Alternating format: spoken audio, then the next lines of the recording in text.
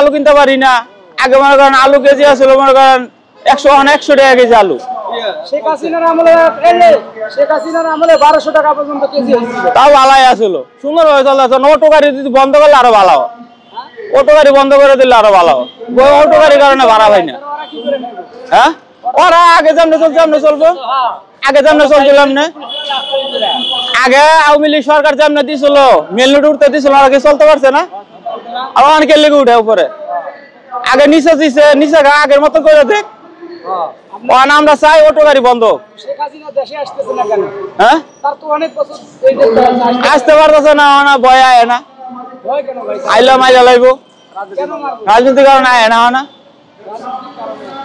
আয় না আইলে গেলে অনেক মনে করেন ভয় মাইরা লাগবো। মানুষ জনগণ খেপা আছে, এই ভয় আয় না। আইলে ভালো হইতো, ও আইলে আরো ভালো। সব জিনিসের দাম বাড়তি হয় না, সব বাড়তি। আমরা অনেক অভাবে আছি। আমরা কই আলুর কেজি কমায় দেখ, পেঁয়াজের কেজি কমায় দেখ, সব জিনিসের দাম কমাক। সামনে তো নির্বাচন হবে বছর 2 পরে, 25 সালের শুরুতে নাহলে শেষে। তো আপনার কাছে মনে কোন দলের ক্ষমতা আসলে আসলে দেশ ভালো চলবে? দেশ আমাকে নৌকা আইলেই ভালো, নৌকা আইলেই ভালো। নৌকা আইলে সবার লেগে ভালো।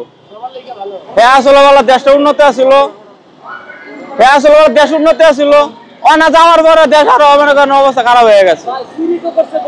চুরি পারলে ভালো আসছিল, চুরি পারলে আঙ্গলেকে ভালো আসলো। আমরা লুটে গাড়ি আইলে 1500 টাকা মারা গেছি, আধা বেলা 1000 মারছি।